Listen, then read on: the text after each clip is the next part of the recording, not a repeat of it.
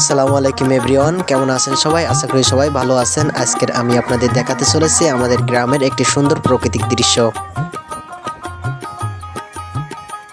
গ্রামের এই সুন্দর রাস্তাটাই মনোমুগ্ধকর। আপনাদের কি মনে হয়? শহরে এমন ধামাচাপা লক্ষ জনতার সত্ত্বেও এমন সুন্দর দৃশ্য দেখানো সম্ভব নয়। এমন করেই গ্রামের মানুষের মাঝে প্রকৃতির মতন সুন্দর সৎ সুচারুতা রয়েছে। তেমনি আমাদের যশোরের শহরে এমন সুন্দর সরলতা মানুষের মাঝেও রয়েছে। সুন্দর ভাষা নিয়ে গঠিত আমাদের এই যশোরের মানুষের এমন গ্রাম প্রকৃতিক সুন্দর ছাড়াও তাদের মনে রয়েছে সুস্থতা, সরলতা, ভালোবাসা। যেখানে গ্রাম অঞ্চলের মানুষগুলোর ভিতরে দ্বন্দ্ব কম, ভালোবাসা বেশি। তবে এখানে কম থেকে বেশি শিক্ষিত পর্যন্ত সূর্য ভাষায় কথা বলে থাকে। এমন মেঘময় সুন্দর প্রাকৃতিক দৃশ্য সব জায়গায় দেখা না গেলেও যশোরের বিভিন্ন গ্রামে এমন সুন্দর দৃশ্য দেখা যেতে পারে। এছাড়াও আমাদের গ্রামের সহজ সরল সুন্দর মানুষের মাঝে তারা কঠোর পরিশ্রম করে তাদের জীবিকাটা নির্বাহ করে। এখানে গ্রামের মানুষের কৃষি কাজ হলো প্রধান। এখন বর্তমান ধান এবং পাটই তাদের উপার্জনের